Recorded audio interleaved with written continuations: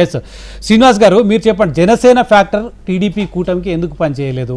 జనసేన వల్ల కాపులంతా కూడా టీడీపీ కూటమి వైపు మొగ్గు చూపుతారు, ఖచ్చితంగా టీడీపీ కూటమికి లాభం చేకూరుతుందని భావించినప్పటికీ వైసీపీ ప్రభుత్వం చేపట్టిన కాపు నేస్తం లాంటి పథకాలు, కాపు నేస్తం ద్వారా నగదు పంపిణీ, ఇవన్నీ కూడా వాళ్ళ కాపులకు ఎక్కువ సీట్లు ఇవ్వడం ద్వారా వాళ్ళని కన్విన్స్ చేయగలిగారా జగన్? అందుకే కాపులు టీడీపీ కూటమి వైపు వెళ్ళలేదని చెప్పొచ్చా?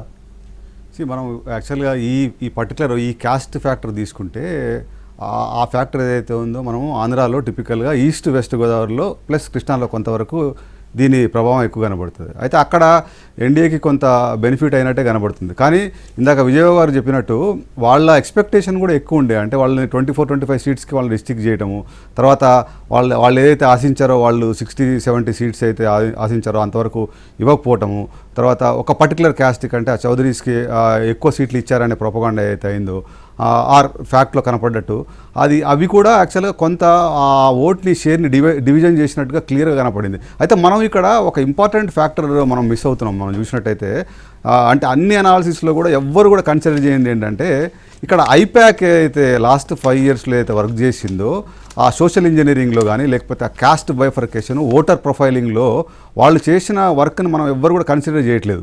అది ఆ వర్క్ ఏదైతే ఉందో వాళ్ళ గ్రౌండ్లో వైఎస్ఆర్సీపీ పార్టీకి ఏ బూత్లో ఎంత క్యాస్ట్ ఓటు అనేటువంటి క్లియర్ ఇన్ఫర్మేషన్ కూడా వాళ్ళకు ఉంటుంది.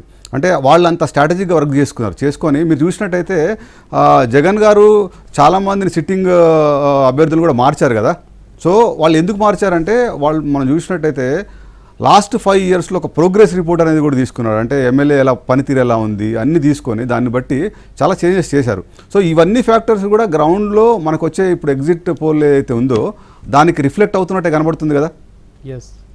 ఎస్ జనసేన అంటే కేవలం గోదావరి జిల్లాల వరకే పరిమితమైందా పవన్ కళ్యాణ్ ఫ్యాక్టర్?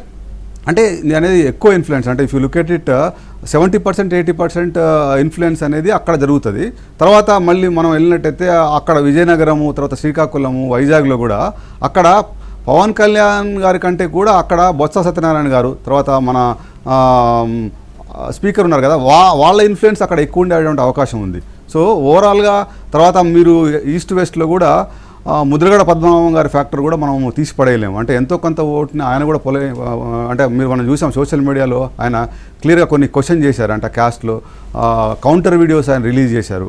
సో కొంత ఈ కన్ఫ్యూజన్ని ఆ కమ్యూనిటీలో కూడా క్రియేట్ చేసినట్టు కనపడింది. సో ఎలైన్ అంటే ఓటర్ మొత్తం కూడా యాక్చువల్గా ఆ కమ్యూనిటీ మొత్తం కూడా ఒకే పార్టీకి ఎలైనట్టయితే కనపడలేదు.